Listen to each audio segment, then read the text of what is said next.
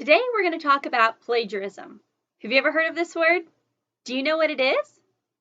Well, plagiarism is defined as taking someone else's work or ideas and passing them off as your own.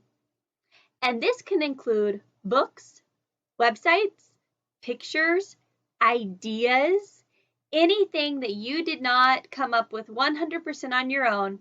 If you take it and use it as yours without saying where you got it, that is called committing plagiarism, which is a really big deal, right? Because when you work really hard on something, if you were to write a book, or if you were to take pictures of something, or even the papers you write at school, your artwork you do, if someone else were to take that and write their own name on it and say, I did this, wouldn't that be so frustrating? Something that you worked so hard on, someone else claimed it and said they did it? That would be super frustrating. All of us would be angry. So that is why it's so important not to commit plagiarism, not to take someone else's work and say that it's yours. And so in this class, we're going to learn about citations, citing our sources, saying, hey, I didn't come up with this on my own. Here's where I got it. So if you're doing a research project, if you're taking pictures off the internet, whatever it is, you're going to learn how to cite those so that you will not commit plagiarism, because you can use other people's work as long as you give them credit and say that you didn't come up with it on your own. So let's see here.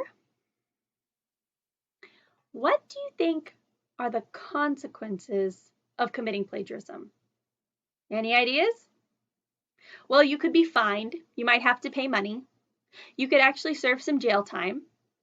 If you're in school and you commit plagiarism and turn it in as your own work, your teacher could rip it up, give you a big old 0 on that assignment.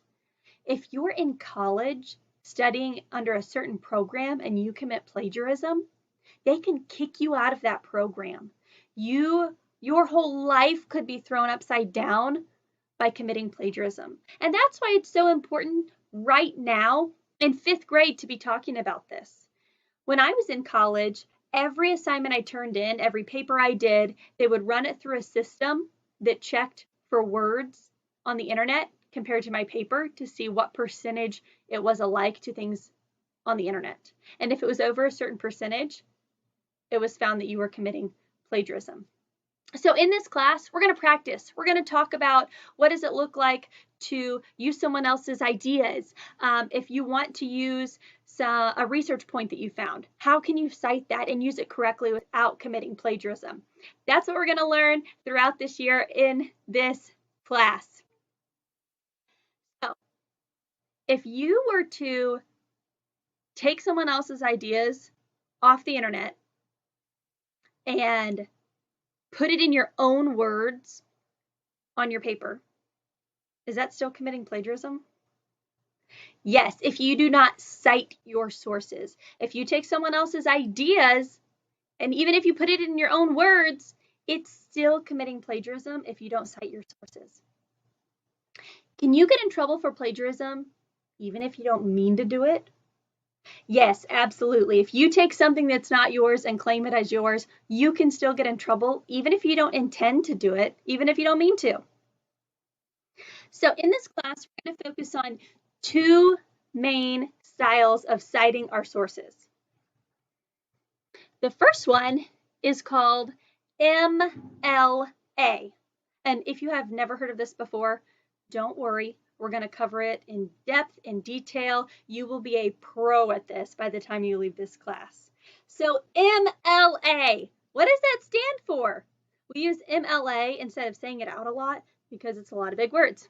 It stands for Modern Language Association. Modern Language Association. And this style of citing is mostly used for, see the L? That's the clue. The L is the clue as to what it's used for. Language and literature. So if you're writing a paper for your language arts class or you're doing a book report in literature, most likely you're going to use the MLA, the Modern Language Association, for citing sources. Now, could your teacher have you do a different format? Absolutely. But that is why it was created. It is mostly used for language and literature, and we're going to learn this format.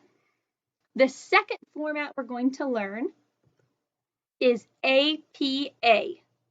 APA stands for American Psychological Association.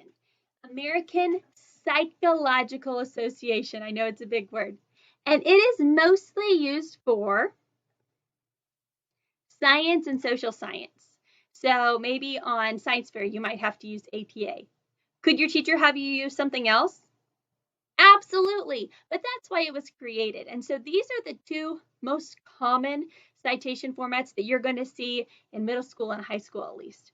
So that's why we're going to cover both of them. They use the same information, but in different formats. And so we'll get into that over the next couple of weeks.